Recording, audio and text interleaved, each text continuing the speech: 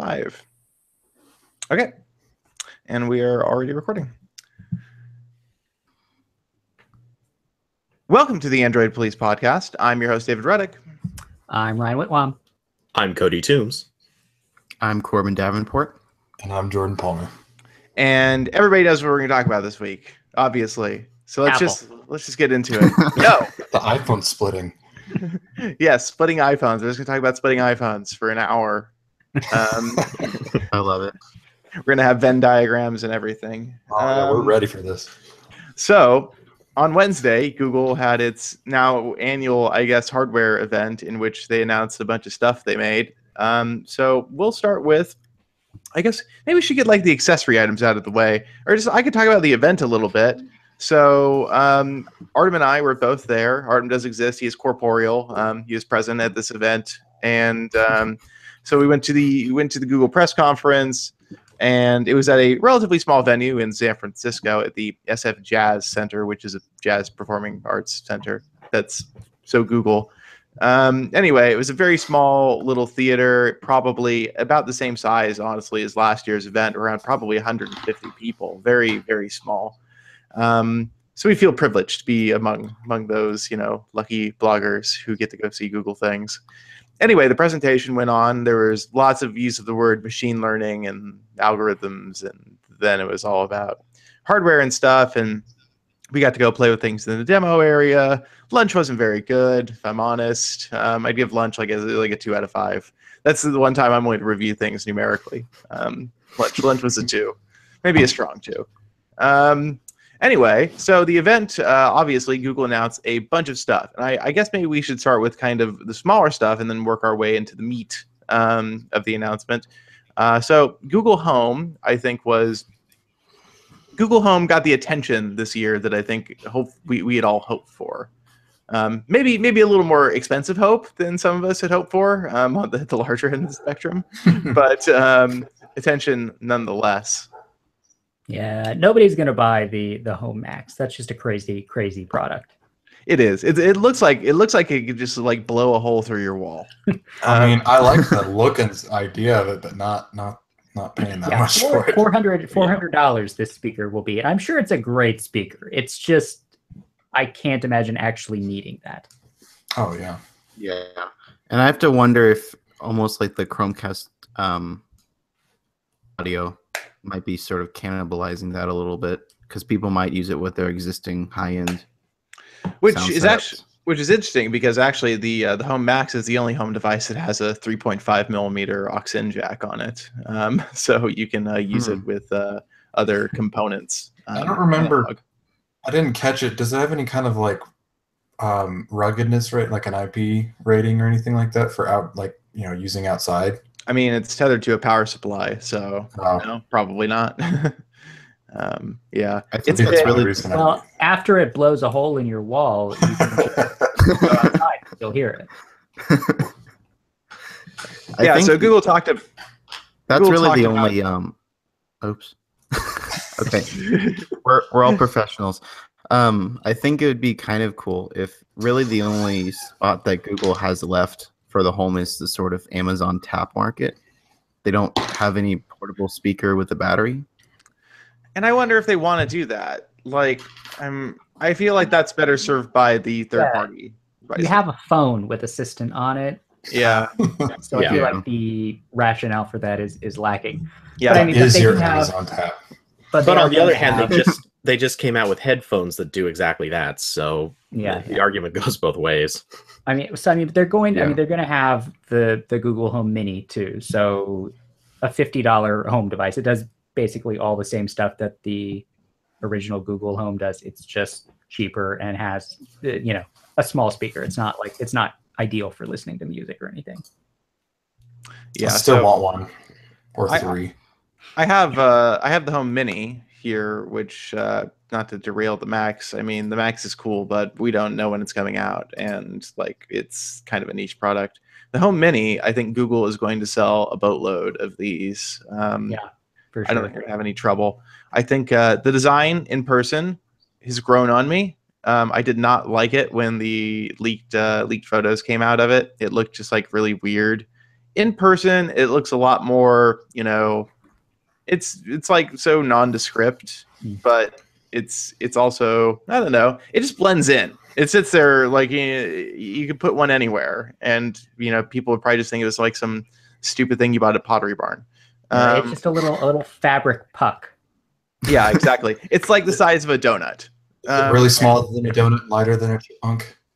Yeah, I think so. It's a little, you know what, I would say it could be a little bigger than some donuts. I don't know what kind of donuts Google is measuring here. I was not aware there was like a standard donut unit. But anyway, yeah, it's about the size of a donut. And I think it's pretty great so far. For $50, it's hard to argue with because it does everything the regular Google Home does. There are no functional changes.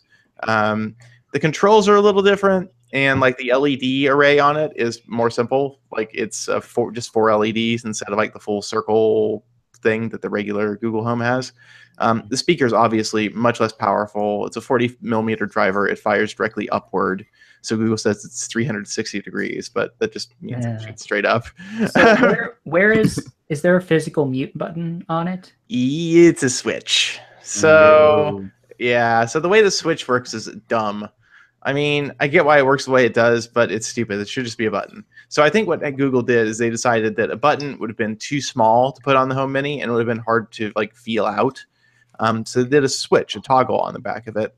And so you switch it to muted, and then, you know, it's muted. You switch it, unmuted, unmutes. So the way I would usually mute my Google Home is to tell it to stop listening, because that's a lot easier than walking over to it. So with this one, though, when you do that, if you say, hey, Google, mute the microphone, and it mutes like it just did, well, so at that point, you have to, there's nothing you can do to unmute it except use the switch. So the switch obviously hasn't moved. The switch is in the unmuted position. So first you have to switch the switch into the muted position, and then you have to switch it back to the unmuted position. That's dumb. So that doesn't seem especially well thought out. That said, I'm not sure how often people use that feature. I used it during the Google event, let me tell you. Oh, yeah. I've used mute on my home once since getting it in December. Yeah. So I don't think normal people use it too much. I think Google has it there mostly for the privacy conscious, which is fine and all. So I'm not too worried about that. The volume controls are different. So instead of the rotary thing on the regular Google Home, which I don't like at all, you now tap the sides. So you tap the left side to lower volume, tap the right side to raise it. It's a little finicky. It's not great, but it works. I probably will still just tell my Google Home what volume I would like it to be set at. That's easier for me. yeah, I'm not a fan of the rotary either. Yeah, and you can still touch and hold on top to make it start listening. You can swipe up and down to play and pause music on it like you can on the regular Home. And all the other features are there. Anything like that you can tell a Google Home to do, this can do. It also does Bluetooth, so it can you can stream Bluetooth music to it. It does not stream Bluetooth to other devices, which I know people are bummed about because the Echo Dot, I believe, does do that. What is the situation where you would want to do that? So the idea is it's a crappy speaker, and so you want to stream to a better speaker. So the way Google has done this is they said, well, there's a new setting for the Home Mini. You can set a default cast output device for Home Mini when you tell it to play music. So like if you have a Chromecast audio nearby and you just, every time you tell the Home Mini you want to play music, you want it to go to your stereo, it's hooked up to a Chromecast audio, you can do that now, which I think is smart. But a lot of people are like, well, I just wanted to work with my Bluetooth stuff, which is what Echo Dot does. Or more commonly, I think, do you have a 3.5mm out jack and have it hooked directly into your equipment? I think Google doesn't do that for philosophical reasons, but it is a noticeable disadvantage versus the Echo. I still want like 3 or 4. I think it's a good sell. And my favorite feature so far that Google announced at the event. So Google announced some new home features at the event, one of which is Find Your Phone. Google Home did do this before, but it was janky and bad. It would call your phone number. And so like it wouldn't always work. The command often wouldn't go through. You'd have to say it in a very specific way. I think you'd have to say, call my phone. And anyway, so if your phone is muted, like it wasn't really helpful. And Google obviously has the Find My Phone service, which no. it got activated for some reason. They obviously have the Find My Phone service, and so you have that app in the web interface, and now Google Home interfaces with that service. So if you tell Google to find your phone, it will ring it through Google Play Services, which works through Do Not Disturb and Silence. So that to me is awesome. I do lose my phone like probably once a month. So my wife loses her phone about once a week. So I'm going to, I don't even think I have multi-user set up on the home that we have in the living room. I'm going to make her set that up later today, because the next time she loses her phone, I'll just be like, hon, you know how to do this now. Don't bother. My wife loses her phone probably once or twice a day. So this is going to be awesome. I'm telling you, people will use this a lot. Yes. Everybody in the comments of the post I wrote about it, like, I don't think it's that cool. And I'm like, you don't live in like a multi-person household, do you? You know, like it happens a lot frequently. So I think it's great. I think it's something Google should probably even advertise. Yeah, definitely. I'm sure this will be on TV commercials in no time. Yeah, for $50, it's like a permanently powered on Find My Phone beacon, which is great. The only problem, though, is it's a little bit clunky if you have multiple devices, which most people don't. Yeah, exactly. I tried this yesterday, and I had two phones that were on at the time, and so it asked me the first one, which was the phone that I didn't want it to find, and then it asked me about a second phone that had been off for a few hours. And then it's like, okay, do you just want me to call your phone number? I was like, no, just go one more phone, just one more phone deep. I'm sure you get the right one. But if you have one phone, I'm sure it'll be fine. Yeah. And with the multi-user thing, it should eliminate, most of the possibilities of confusion, hopefully. I think, so overall, great feature. They also announced that soon you'll be able to do broadcast to Google Home, which I don't personally have a use for, but I could see exactly why people would want it. Yeah, if you have like a family and you need everybody in the house to like get out, do something, you can like yell at them all without actually raising your voice. Yeah, right. It's great. Let the machines do your bidding. The other thing Google announced is that soon you'll be able to push phone call audio to your Google Home. So if you're on the phone, you'll be able to push audio to the Google Home if you want to, which makes sense considering Google Home can already make phone calls. So that's a welcome feature, I'm sure.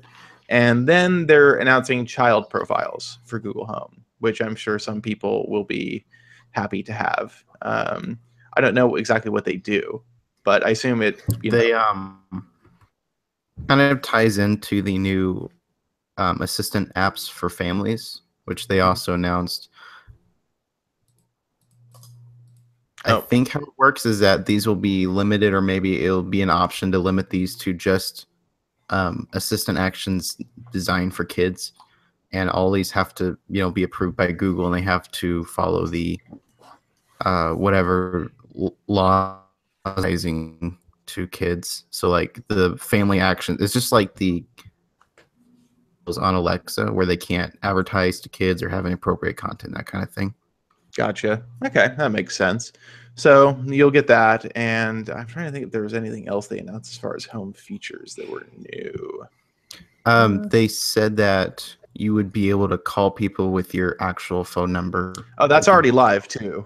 So if you go into your Google Assistant app and I think go calls via speaker or whatever. So is it spoofing the number, or is it like a Bluetooth thing to your phone? It's spoofing. Yeah. It's spoofing. So what it does is it sends you SMS verification when you put it in. So to verify it's your number. Yeah. So they're also going to have routines. Remember? Oh yes. Remember this? It sounds pretty cool. I think where you can basically set multiple actions to be triggered when you say a certain phrase. That's awesome. Because that was IFTT or auto voice limited before, wasn't it? Yeah, and yeah, if this then that can do kind of that because you can make custom phrases, but it's still just limited to one thing. Like you can have it do anything, but it's just the one thing. That would definitely be helpful for me because I have two lamps in my room hooked up to connected switches, and I can't just say turn off all the lights. My home will only turn off one of them. So now I can. Weird. Yeah, I don't think that's the intended. I don't know why the switches can't be turned off in a group. I don't know either. But like every time I want to turn both of them off, I have to say, turn off the lamp, turn off the globe, both. So this would be very nice. Weird. Interesting. Yeah, so I'm sure I'm a little surprised that they announced this, because to me it seems to be sort of saying, well, we don't know how to like actually make this like stuff work easily for you guys, so just build it yourself. Yeah. You know, I mean, granted, I'm sure people really want this, so it's fine. But like, I'm totally gonna use it. Yeah, I'm sure people are definitely want. I'm sure this is high on the request list for them amongst people. I'm not sure, but I totally envision they're probably going to be putting out commercials that are advertising like somebody walking out the door and just giving one command. It'll turn off all the lights. It'll send a text message to their wife and do like 5 other things all at once. I'm sure that's what they're going to present it as. Yeah. Whether or not anyone ever does that, I mean, some will, but not many. Yeah, I mean, I guess you could see it like, so if you have all of your lights and then you have your security system and maybe like a garage door and all that, if you just can do all of that at once by saying, I'm leaving, then that'd be cool. That is kind of future-y feeling. Yeah. Yeah. I'm sure that like when Nest launches the security thing, it's going to have some sort of integration with Assistant. So you'll be able to like arm that and hopefully turn on the cameras and turn off the lights or whatever every time you leave just by saying one thing. That would be cool. Yeah, it would. So I think that kind of rounds out the announcements around Google Home at the event. There was another accessory that was briefly mentioned earlier. That is a set of earbuds. So Google is launching, they're called Google Pixel Buds. And super creative name. Yeah, the name, somebody told me the name like a month ago, and I'm like, really? I was like, that sounds like super work in progress, but I guess not.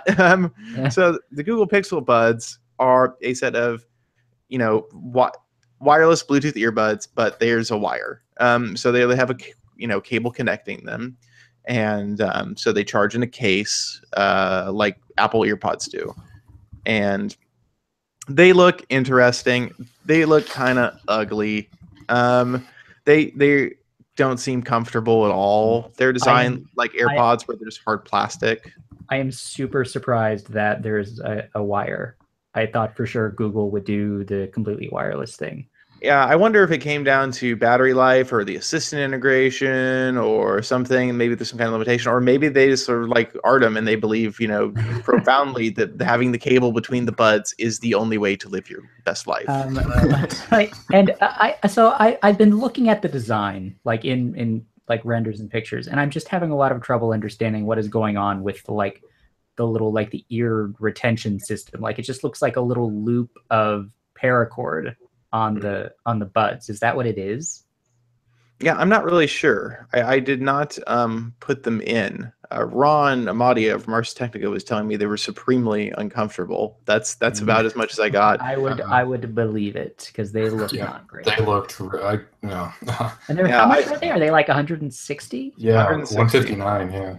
Yeah, that's a lot. Yeah. So the big thing, obviously, most people weren't focused on the design of the earbuds or whether or not they sounded good. They were focused on the demo Google gave during the presentation, which really was like Star Trek levels of mind-blowing. Yeah, I refuse to believe it works that way. Oh, me too. I completely. I'm like thinking about how does the phone talk to the earbuds? How does the other person's phone know? Like, there's a lot of stuff going on here. There's a lot of things I want to know. I mean, I'm sure you can use like Nearby API, but it does not. There's no way it's going to be that seamless, and there's no way it's going to work that great, because let's be realistic. Google Translate on its best day is still like, it works. Yeah, but like the conversation, the on-phone conversation mode is the best thing about Translate, because you don't have to rely on the other person whose language you do not speak to do anything. Like you don't have, like if you have to like pair your phone somehow with these earbuds and then have their phone do something, there's no way, you can't communicate that to somebody that speaks different language. I guess maybe you hand them your phone. That just seems weird. Yeah. I'm not handing somebody that I don't. I mean, don't get me wrong. Like the level of ambition here is like somebody at Google is like really hardcore wants a universal translator to exist, and so I can get behind that. Like definitely, the cool demo idea. was genuinely like the most impressive thing I saw them do that day. It was just like, whoa. Yeah, there were gasps from the crowd. There were. Yeah, it was definitely kind of a showstopper moment. And Google doesn't get a lot of those. So, yeah. I mean, even the lens demos they gave, which was kind of a relatively small part of the, demo comparatively. They were cool, like impressive, but nah, that one definitely stole the show. And everybody, we were there the entire time after the event. Everybody wanted time with the Pixel Bud guys to do a demo of the translation. So it was clearly made an impact. So as a product though, I feel like the Pixel Buds are probably, we'll see. I'm looking forward to trying them out. I have, I'm now up to, so I've tried out a lot of wireless earbuds lately. I'm currently trying out the Bose SoundSport Free, which I really like so far. But these Google Pixel Buds, we'll see if like the wire is annoying or if they hurt and what the battery life is like and what the sound quality is like. But yeah, I feel like Google made them because they had to, because there's no headphone jack on the Pixel 2, which we should probably talk about.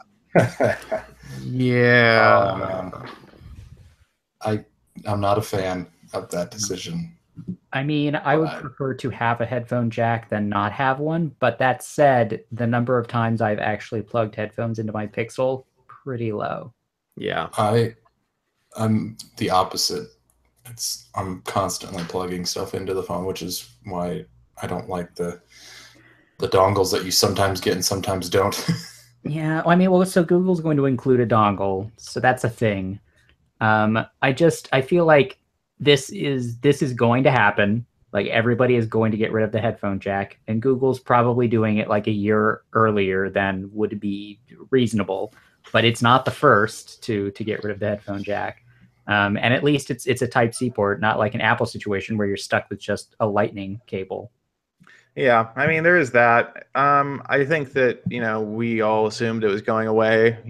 We'd heard this for months and months. And yeah, I still think it's consumer unfriendly and bad. But at the same time, it does seem, at this point, unfortunately, inevitable. I'm sure Samsung will stick with it for another year. I would bet they will not stick with it beyond that. And then LG, who knows? They could have headphone jacks in perpetuity. I mean, we'll see. But yeah, I would think Samsung is probably getting ready to do that as well. I'm sure they have some things they want to cram into the phone that they, will be able to do more effectively if they get rid of the jack. That said, we did get waterproofing and stereo speakers. So there's that. Yeah, that's good. Was it IP67? Yeah, the new Pixels are IP67. And that's just water resistance, right? That's not dunk it in a bowl. No, that's IP67 is complete submersion up to a meter for half an hour. Oh, okay. Yeah, some phones are IP68. Like I think the Galaxy S8 and the Note 8, I think those are 68. I don't know what LG's phones are, but that's I think it's like more than a meter, but it's like 3 meters or something like that. Yeah, I mean it's but I think IP67 is fine. That's good enough. If you drop your phone in something that's deeper than a meter, you've got bigger problems. Yeah. Yeah. So the stereo speakers wasn't a good environment to test them in because everybody's wondering like how loud do they get, how good are they, and it's like, well, it's hard to tell. I assume they're fine. Yeah, that's kind of always the story with like speakers on a phone. It's like having them on the front is better just because you're not blocking them with your hands all the time. It doesn't mean they're great speakers, but like it's just a better location. Yeah. So I think that it's more about the direction they're facing, than anything. So you do get that. So the regular Pixel 2, as was reported, widely months and months ago, has some big old bezels. It is just like it's a bezel machine. I understand like it has front-facing speakers, so you can justify it a little bit, but it just looks clunky. Yeah, and see, I think they're bigger than they were last year on the smaller one. We'll have to look, but they do look large. I mean, the dimensions are published. You could probably figure it out. So I would guess they're probably about the same size. If they are bigger, then it's probably like very, very, very, very slightly so. I think they just look bigger because you see them next to the XL that has the much thinner bezels. Yeah, that's probably true too. And what's really funny, there's a picture floating around on the internet. Somebody had an S8 Plus at the event, and they took a picture of it next to the Pixel 2, and it's like, yeah, I mean, that does look, much more screeny than the Pixel, I guess. I think it was like they wanted the S8 front and the Pixel back or something. What they were saying. Yeah, basically. What's really funny to me is how much, if you look at the marketing pictures on Google's site, they are all, literally every single one is of the XL. They are trying as hard as they can to hide the regular one. To see the regular Pixel too. Well, yeah, and it's only to compare, like you have to hit a selector to pick the regular Pixel just to look at that one. They do not want anyone to see that. Yeah, I wonder if there was some sort of discontentment with the HTC people and like how they were putting that phone together, because the XL is LG and it looks much better, and so the regular Pixel 2 is HTC, and it's I don't know how Google could be entirely happy with that design. Yeah. Well, and just think, that's the people responsible for making that phone. They just hired 2,000 of them. Yeah. Bezels for days. What I think is that Google is putting its most profitable foot forward, probably, and also just marketing-wise, they want to put on display the phone that looks good compared to Samsung. They want to put the phone that looks good compared to, well, not good, but like better compared to Apple. Like they don't want to put out the phone that looks like dated. Of course, they don't want to market that. It only makes sense. I think that the smaller one, they still quote the pricing on the page starting at $649. So they expect to sell the small one. I think. I just think that marketing wise, they know that they have to go against Samsung, Apple, and I guess even LG. And the XL to 2XL makes a lot more sense from that perspective. So I don't think they're not like happy with the smaller one as much as like just kind of admitting, well, it doesn't look very good on like a page. Maybe it'll be. I mean, maybe it'll be nicer in person. I don't know. That's the thing. That's so they're both like, so the smaller one, you can definitely tell the industrial design is different on the smaller one. Like you can tell a different company made it. I wouldn't say it's worse. It's just different. It's definitely a little more utilitarian. I feel like the edges are a little sharper. The corners or kind of seams are a little more noticeable, and it just generally feels like more of a kind of a utilitarian product, less kind of super sleek. Whereas the XL, has like the 3D glass with the curves on the left and right edges, and so it has a very kind of polished stone kind of look going on. And they both did get some like new treatment for the back panel. So on the 2XL, the white one, for example, it's basically like a paint. There's no such thing as white anodizing. Yeah, so it's very slick, and it feels like paint. So I had saw one that a Googler had been using her personal test device for some months apparently, and it definitely looked like the paint wears a little bit. Like it gets a little like that's why it gets a sheen to it. I was kind of wary of the Panda phone. Because I think it may not be the best. So, but the black one too is definitely a very different texture from the quite black Pixel of 2016. So it's a much finer, more paint-like texture. It doesn't feel like paint quite, but it's much more uniform, and it feels much more, I don't know, substantial and thick that way. Like it feels nicer, definitely. It feels more premium. So that was good. And then obviously, the smaller one, I didn't really notice a difference. There probably is some minor differences. I didn't touch the kind of blue one, so I don't know what that one feels like. That kind of blue one is also a Verizon exclusive, so that's oh, come on. Yep. That's the one I was going to go with too. Yeah, so Verizon does get that one. As far as other things about the phones, we knew a lot of the specifications going in. And so as far as differences between the two, the battery sizes are different, the display panels are different, and that's it. Like different display panel resolution too. But like those are the differences. And then the design. obviously it's a little different. So you get the same cameras, same processor, same everything in the smaller phone that you get in the larger phone, which is good. I think that, that's the model they had last year, and it'll work well this year. I wonder, though, if the smaller one, like last year, will only support like partial of the maximum charging speed, whereas the bigger one will go a little bit faster. Because I know the XL supports 18 watts and the regular Pixel only supports 15. And this year, they both seem to support 27 up to. Oh, wow, really? With a compatible USB PD charger. So I don't know if both of them will charge at that speed. We'll have to test, obviously. But there are 27-watt USB PD chargers out there, so it should be a very testable thing. Yeah, the Essential phone ships with one. Yeah, and is that a USB PD spec one? I am pretty sure, because it fast charges on Pixel chargers. So. Okay. Yeah. So yeah, that's really fast. That like blows most other phones completely out of the water right now. Yeah. Oh, and also the fingerprint scanners are faster this year. I didn't test one. A Googler who had her personal device showed me, and it does look faster for sure. So they said it was the fastest they'd tested of any competitor device. Let's hope, because the Pixels were kind of sluggish comparatively. Yeah, they said it's only a 20% increase in speed over last year, but then they said no, but we tested against everybody else and it's faster than everybody else. So I'm not sure. We'll see. But other than that, I think the thing I personally came away most impressed by was I talked to some people who worked on the camera team.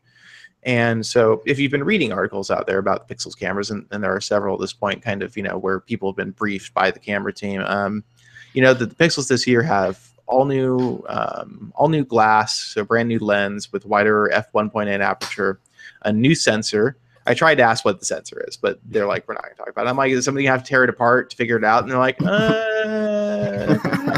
and so like, yes. So we'll see what Sony sensor is in there. And then they've also, the sensor they're using has dual pixel autofocus. So it should focus a lot faster this year. Not that I really have many problems with the Pixel focusing, but Google says it should be way faster in terms of focus speed. And it has optical stabilization now, in addition to yes, optical image stabilization, and it also still has laser autofocus to fall back on if the dual pixel isn't working well. So this is a very so basically last year Google spec wise put in a camera that was like pretty good, like probably like technical wise it was just like, well, we did what we could with the parts that were available to us. This year Google went like, it seems like they went full on and bought the very best stuff they could and put it in there. So but I mean, but even last year with the OK hardware, the Pixel was the best camera. Yeah. And until the Pixel 2 comes out, I will still maintain the Pixel has the best smartphone camera of any smartphone out there. I think it definitely does. Like HDR Plus is magical. It really is. And so I'm talking to Google about this, and like, so one of the things we're very excited about is that now HDR Plus has even better dynamic range. Like, how is it possible? That's going to make things look a little bit unreal, I think. But they were showing me like 4K video that they captured, like of this guy climbing a rock, and the dynamic range is just insane. Like, it's so good. I mean, I'm sure like they set it up properly and like made sure that it was behaving right when they captured the footage, but everything they showed us, they said was 100% untouched, just the raw output of the camera after it's been processed by the phone. And the things I saw were really impressive. I think I noticed most specifically the sharpness on the photos seems substantially better, and so it gives everything a much more kind of crisp look. So I'm excited for that, just generally speaking. I think that everything I heard was very, very exciting. And they've made some improvements with video too, especially with OIS being in there. They say that the Terminator effect shouldn't happen anymore. So like when you pan, it shouldn't like suddenly like catch back up with the stabilization. I was going to ask that if the optical image stabilization would help with that, because that's really the only issue. When you hold it steady, it's almost like you're holding it on a gyroscope or something. Yeah. But then when you pan, just go... So this year, what they've said they've done to compensate for that to an extent, one of the things they've done is they're now, making the algorithm for the EIS go about 7 frames behind live, so that it can better predict what you're going to do, supposedly. So it can look at what's happening and then make a decision based on what's already happened. So they say that should reduce the chance of the Terminator effect substantially. When I watched the guy, and I told him like, so is the Terminator effect fixed? And he's like, what? And then I told him, he's like, oh yeah. Oh, okay. So someone in chat says Benson from Google said the Pixels aren't 27 watts. So we should probably correct our article about that. Yeah, 27 watts seems really fast. Anyway, the cameras in general, like I feel like, yeah, with a single camera, Google's still probably, I mean, I hate DxO, Mark, but at the same time, it's like, well, yeah, I kind of figured that Google was going to kick everybody's ass on still image performance because that's where the Pixels excelled so much. And it seems like Google's continuing to iterate on that successfully. I mean, we'll know soon enough. So is there anything else that anybody want to talk about the Pixels? Like, oh, Verizon exclusive, but not really, but exclusive. It's annoying. Because you can buy the Verizon version on the Google Store this year, which I don't think was an option last time. It was not. Yeah. So I mean, I guess you just get the one with presumably an encrypted bootloader and Verizon SIM card. Yeah. Yeah. And I guess it probably would also, I would bet Google did that this year to mitigate stock issues, maybe. So like if they're not sourcing from the same supply, then maybe it could like help ease, maybe people last year on Verizon wanted the Google sold version and didn't realize that maybe Verizon had them or something. I don't know. Yeah. I'm curious to see how the eSIM thing will work out. Was that for Project Fi? Only for Project Fi. Yes, thankfully, I'm relieved because I feel like that would just be a mess with other carriers right now. The only ones that support are, I think, Sprint, right? T-Mobile. T-Mobile should. Okay. Yeah. So my question, which I mean, I kind of already think I know the answer, but I want to know if this could work as a dual SIM phone. So if you're on Project Fi and want to throw something else in, go ahead. That is not something Google is looking into at this time. Figures. Does not surprise me. Yeah. We can talk about the software a little bit. So the software has changed. There's some new stuff in there. For example, one of these articles that Artem wants to put out, and I'm just going to blow it. I don't care. Is that Google has built in a bunch of settings commands into Google Assistant now, so you can control pretty much any setting on the phone via voice command. So basically, they're trying to do a little bit of Bixbying there, I feel like, So like you can tell it to turn on Do Not Disturb mode, turn it off. The stuff you could already do, like brightness and turn the screen off or whatever, like that also works. But you can also, I think, turn Wi-Fi and Bluetooth off and on, and it actually happens in the Assistant interface, and it shows the relevant toggle and everything. So pretty much all the main settings you can think of, they're in there. Like if you want to go to the Active Edge settings, you can tell Google Assistant go to the Active Edge settings, and it will take you there. Oh yeah, have we mentioned that's a thing, Active Edge? Yeah, so Active Edge, you squeeze the phone, Assistant comes up. That's pretty much it. Also, you can squeeze to silence an incoming phone call because I guess. All right. Yeah, okay. I'm down with the squeezing to silence a phone call. It sounded great when it was like flip over to silence too or whatever, and I'm just like, I just pressed the power button. Exactly. Or volume buttons. Yeah, exactly. Like these. I just hit the volume now. It's redundant. It'd be nice in class where I could just squeeze my phone through my pocket. That's true. Okay. Yeah, I don't know. I just think about all the various times that I end up picking up my phone and kind of squeeze it maybe a little too hard as I pick it up, and it's like, am I going to be triggering Assistant all the effing time? I death grip my phones, so I don't know. There's a pressure setting that you isn't there, David? I thought I heard something about pressure sensitivity.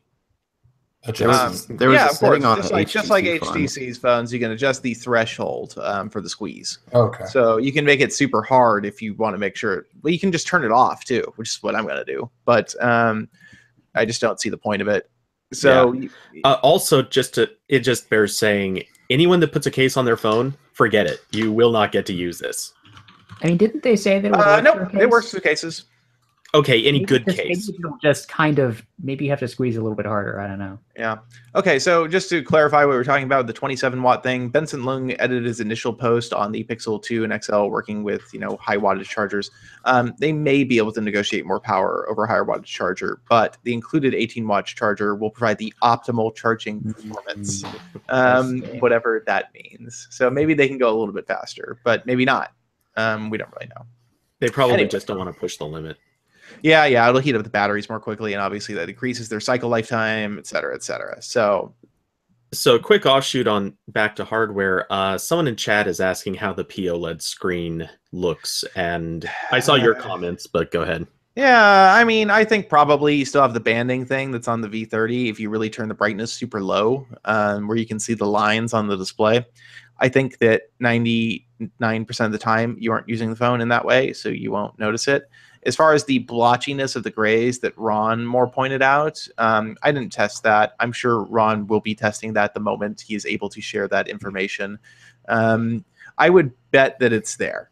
That's my gut feeling. That said, using the V30 as I did for several weeks, I never noticed it. It never bothered me. Even watching videos, it never was an issue. I think it's mostly, it's a lot of it's an inferior aspect of the display compared to Samsung's newest panels. I mean, I feel like even Samsung's displays, they do some weird stuff when you put the brightness really low. Yeah, they do. They have the banding like for sure. Like discoloration stuff sometimes too. Yeah. That said, I think Samsung's displays also go lower than LG's. Yeah, I'm sure. So I think that's probably part of it. You have to pick the threshold probably where the AMOLED starts to do weird things. So I don't know. I don't think it's going to be an issue. I know that Google did specifically say during the presentation that it has a circular polarizer on the 2XL screen. So you can have polarized sunglasses on. You can use polarized sunglasses, which is fantastic because I've been testing a certain other phone that doesn't have that, and it's very annoying. It's annoying with pretty much all phones. Yeah, it happens with everything I get in. Yeah, I mean the Pixels last year had them too, obviously, because I've used those phones with sunglasses many, many times. I just know that the V30 I've been testing does not do well with sunglasses. It might have a circular polarizer. It just doesn't work very well. So we'll see. So, hold on, wait. So before we get too far out of here, the software thing, like there's a search bar at the bottom of the home screen now. Yeah, so the home screen's been completely redesigned, which I think makes total sense for the 18:9 aspect ratio. I don't want to reach up that far for the bar. Yeah, but it looks not great. You're all gonna get used to it. Look, why couldn't they just put a search bar widget like at the bottom of the home screen, but not under the icons? That's just weird. Okay, so I got into an argument with one of our other writers over this. Basically, my standpoint is, please just give us the option, like a single toggle that says bar at the top, bar at the bottom, take your pick. But to me, I don't use that search bar ever. I use it all the time. If I'm going to use something, either I'm going into Chrome manually and I want to use it there because I'm going to open tabs or do something else. I use the search shortcut on the home screen a lot. I use it a lot, like every day. Well, the other way I go is I'll use Google Assistant with voice. Like it's one or the other. To me, that search bar is that little point in between where if I'm going to use it, I'm going to then have to do more with it. And that's more work than I should do. I'll just go to Chrome. I use it. I think a lot of people use the search bar, and I think it's a fair point that having a toggle for top or bottom should probably be there. I think that makes sense. I imagine like Nova Action Launcher will give you a toggle eventually. I'm sure that that's going to be an option in Nova like tomorrow. And for the Chrome thing, there is a widget now in Chrome that Google was forced to make because of a lawsuit in Russia, and when you tap on it, it will open the search bar right in Chrome, which is pretty nice. Interesting. So also there's a new widget on the home screen. It is a contextual information widget with personal information. So it can show you the weather. It can show you your upcoming flights. It can show you your upcoming appointments. And so I think it does a Google Now widget. Yeah, pretty much. Kind of. I don't know if I want it having my appointments on it though. I hope there's some sort of configuration. You can toggle all of it on or off. You can also, I don't know if you can delete the widget. I'm not sure about that. But anyway, it's there. Otherwise, the home screen is basically what you'd expect. I think they've done a little bit of design tweaking on the app drawer. Like there's a pill-shaped search bar in the app drawer now, which I think has a dedicated Google button in it now for whatever reason. So there's that. Otherwise, the interface is largely untouched. I think the Settings app has gotten a few more tweaks aesthetically, but functionally new. And yeah, I think that kind of covers the software. I'm sure there's some other little stuff that we will discover. Actually, so someone just mentioned it in chat, the always listening music thing. Yeah, we can talk about that. Sounds like BS to me. Just The Okay. fact that you can do it offline and it supposedly will identify music without sending anything to Google. So the way it works, it's pretty tricky. We talked to one of the guys who helped do this, and basically what Google is doing is it's downloading this snippet of tens of thousands of potentially identifiable songs. And basically what they do is they update this list like every week or two. They pick based on the most popular songs. And they also change based on your geography. So like if you go somewhere else and the list is noticeably different, like it'll tweak and it'll, you know, adjust your database and everything. Oh man, it's never going to work for me then. Yeah. If you don't listen to very popular music, I imagine this will just never pop up. Yeah. So European stuff. So they say that like the crazy vast majority of times they hear music, it's these songs. So like that's their premise. So they'll adjust it when new songs come out to make sure that they're in there when they're popular and stuff. But it's never going to be able to recognize really obscure stuff locally. It just won't work. So what it then does is it's only how does that work when you? It's always listening. So it's. Well, it's always listening for something that sounds like music, and then it like engages the recognition thing when it thinks it hears music. And then what does it do with it? Does it put it on the lock screen? Yeah, so it puts the name of the song and the artist there, and that's all that's associated with this snippet is the name of the artist and the song. So once you have that, once you tap that, then it will connect to the internet and give you more information like the album name, the album art, search results, etc. But all that's stored on the device is the name of the artist and the album. Oh, okay. Okay. That's pretty cool. Yeah. So I think it's neat. Like it's cool that Google can do this like with no real they're like it's negligible power consumption. I mean this is the kind of thing that a lot of people will just like they won't know that it exists. They'll get the phone and they'll just see it happen and they'll be like, "Oh, that's nice." Yeah, I think it's really cool. Feature. Yeah, it is. It's neat. So, yeah, there's that. And I think that, you know, we've probably talked enough about the phones. We should get to the one other big product from the event this year. And that is the Pixelbook, which I think Google spent, you know, a pretty good chunk of time on yesterday.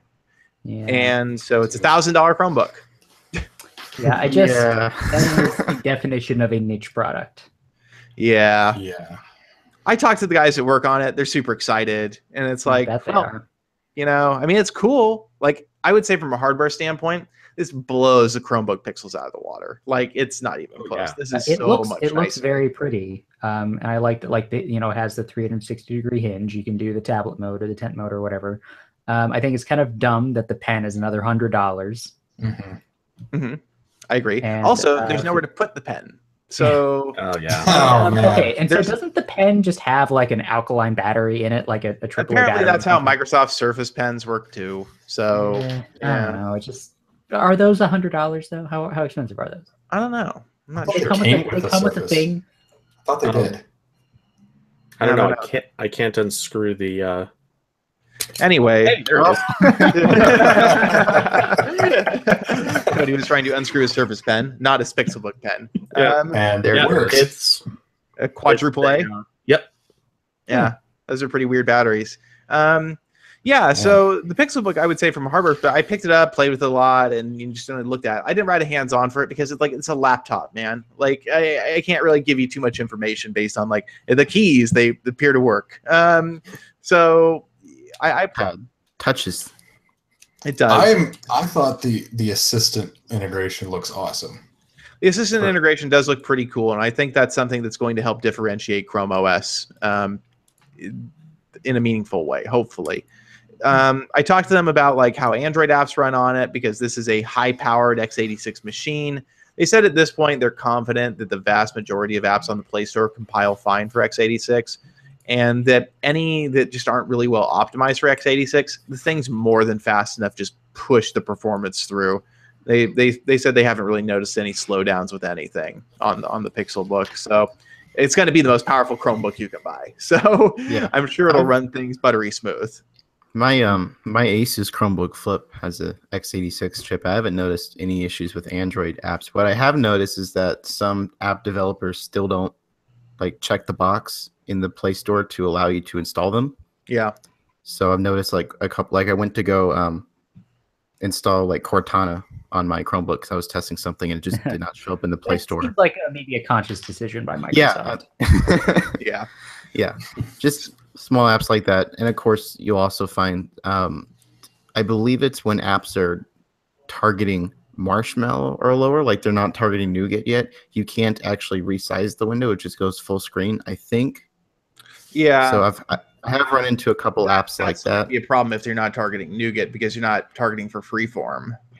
Yeah. So I actually talked to the guys who did some of the software on the Pixelbook about this and what kind of changes were coming to the Android framework in Chrome OS with this. So there are going to be some small things they've done that will debut on the Pixelbook and will eventually, roll out the stable channel for everybody.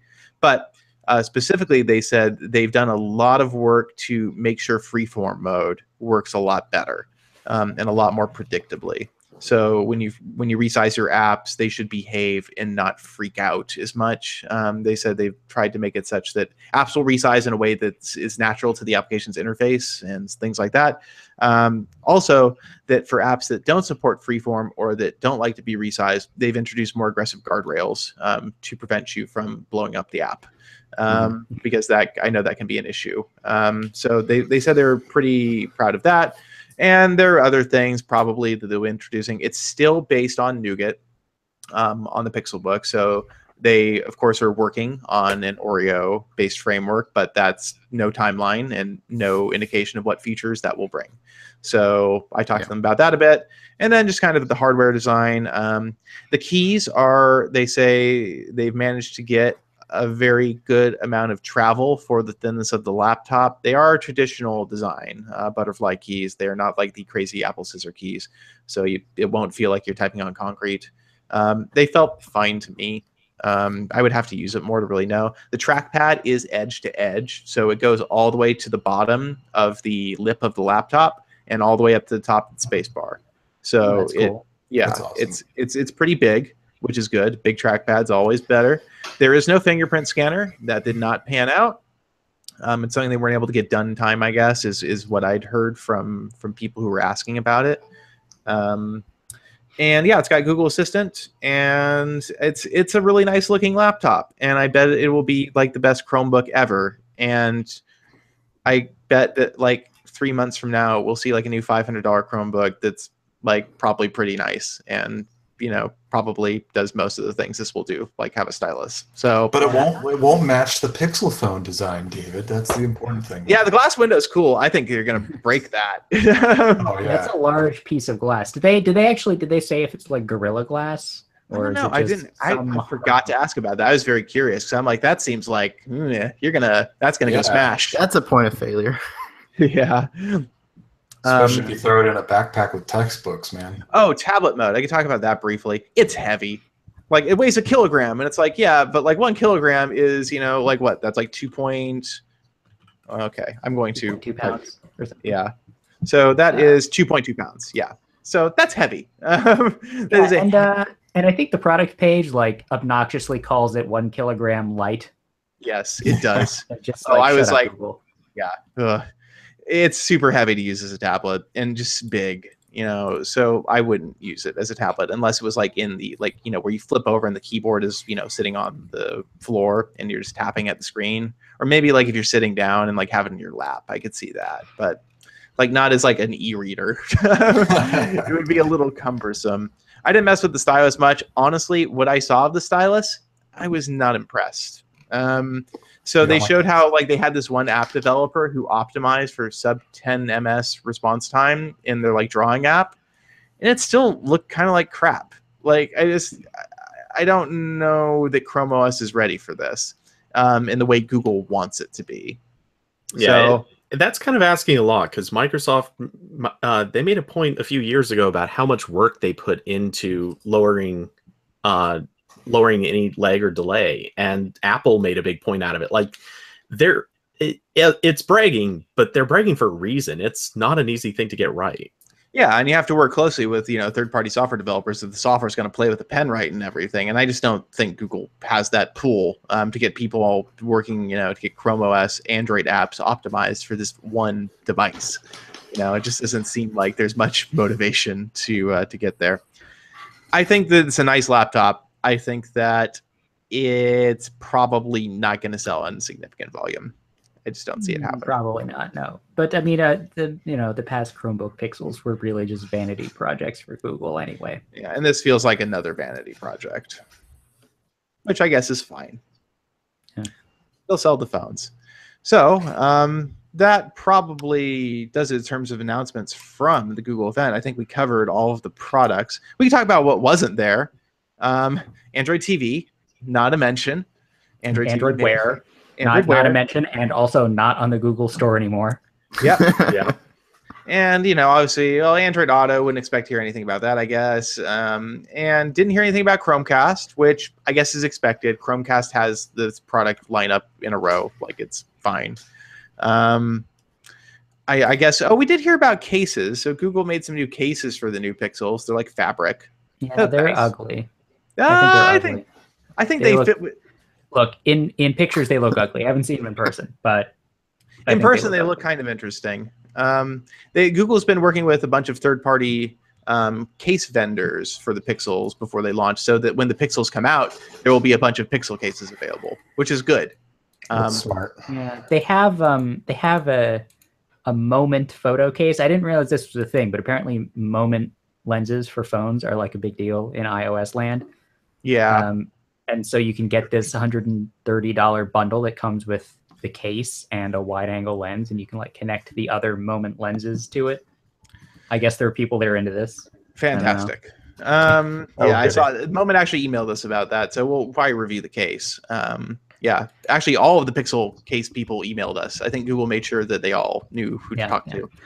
It's good that they have this, and now they have the whole made by Google certification, or made for Google certification thing. Or made for Pixel. Is that what it is? Yeah. Made for Pixel. It's made for Google. Oh, yeah, made for Google. Okay. Anyway. Also, $40 Type-C to headphone jack / But Google doesn't make it. That's why it's $40. Like, it's made by some random accessory company. Yeah. Like, so they can charge whatever they want. Google should have made one. But they didn't. So, and also, Google, how much is just the regular adapter? Isn't that still kind of $20? Yeah, that's way too much. The Apple one is 10, right? Yeah, that's Google needs to not be charging $20 for that. Okay, I know it's a stupid thing, but there was a rumor for quite a while that Apple was technically losing money or just barely breaking even on that $10 one. So I bet they are. I bet it is. I mean, it's dumb, but technically Google's probably trying to make a couple bucks there. Yeah, I guess. Or maybe they just can't push the volume and they have to charge a little bit more.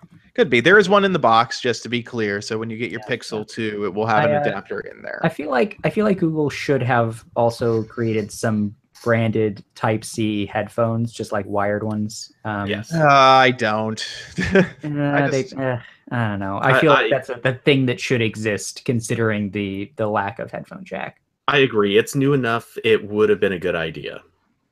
Even if they would have sucked, there's so many. I guess they just really want everybody to buy the Pixel Buds. That's just spend $160 on these headphones. No, I don't know. The most uncomfortable buds you could put in. You know what? I'm guessing Google. Well, I would be curious to see what the numbers are in terms of like how the what like Google Pixel users, like what kind of headphones they use.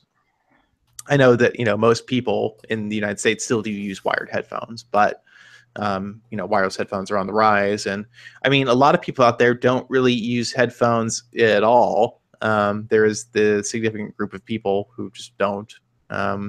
So I guess I'd be curious to see what like the user breakdown there is, and how many people were using the 3.5 millimeter jack. But I also review a bunch of Bluetooth headphones, so this problem does not affect me in the slightest. I have 4 pairs of Bluetooth headphones sitting within eyeshot right now. I also review a lot of Bluetooth headphones, and it's a problem for me, but to each their own. Yeah, at least it has the adapter if you really, really, really want to do it. But I mean, it's still consumer hostile. Don't get me wrong. Yeah. Oh yeah. Like, I don't like that they did it, but they did. So. Yep. C'est la vie. Anything else anybody wants to talk about from the Google event this week? Google Lens is coming soon. Google Lens will be on limited preview on the Pixel and Pixel 2, and then we'll eventually roll out to all other Android devices. Yes, so I assume it'll have a few months of exclusivity. Yeah, just like Assistant. Yep. Yeah. They also announced the AR stickers for Google Camera. Oh yeah. Man, that AR demo was rough. It Yeah. was. I was writing the Pixelbook announcement article, so I kind of missed a bunch of it. But from what I heard, It was like the camera was shaky and things moved around in ways they should not have been moving around. And yeah, they soldiered on. They pushed through, but it wasn't good. It looked about as good as a Snapchat filter. I'll be honest. I stopped paying attention. Like I was there, and I was You like, like oh, AR, whatever. Yeah. How are the DJs, David? I saw that, and those people I think emailed us like the day before talking about how Rolly something DJs. I don't know. I don't really. That's just noise to me. I don't know. No, because it wasn't. It was just the same like repetitive transition sound for me. Yeah, I was not paying attention. My goal as soon as that press conference ended, I was like climbing over the guardrail to get down to the demo area because it was a madhouse, man. Like they did not have enough phones, which surprise. But like it was getting. So I got into the demo area, recorded a really quick, dirty, hands-on video, like took some pictures, and then got back up to my seat in the little theater. And like I was trying to get back up to my seat, and like I physically could not get out of the demo area. Like I had to like shove people to get out of the way. Like it was just like it was too small. There weren't enough phones, but yeah, it's kind of the story every year. So, you know, it's Google. Me complaining about doing my job. So yeah, it was, you know, I generally think Google does a pretty good job with events like that. Other than maybe they could use like 10 more phones. 10 more phones would have helped a lot. But oh well. It looked fun in its own way. They did have avocado toast for breakfast. That was the one thing that was good there. I, in my infinite hipsterness, loved it. It was really good, especially after I had this breakfast sandwich they had out that was not good. This egg and mushroom thing, and then I saw the avocado toast, and all was well. So, like we predicted, it looks like Action Launcher just got the search bar, the bottom search bar. Mm-hmm. Lacey's on top of his stuff today. Oh yeah. Action Launcher and Nova are probably racing. Yeah. All right. With that, I think we've kind of covered the event and everything, and I do have to get going here shortly. So, thank you for listening, everybody. Hope you enjoyed the show, and we will catch you next time. Goodbye, everybody. Thank you, Jordan. It's not nighttime though, so I can't say goodnight. It's true. It's good that's just becoming Jordan's thing. Yeah, it's good. It's night somewhere. It is night somewhere. All right, stop the recording, and I'm okay. I need to be going as well, so I will catch you guys. I gotta go to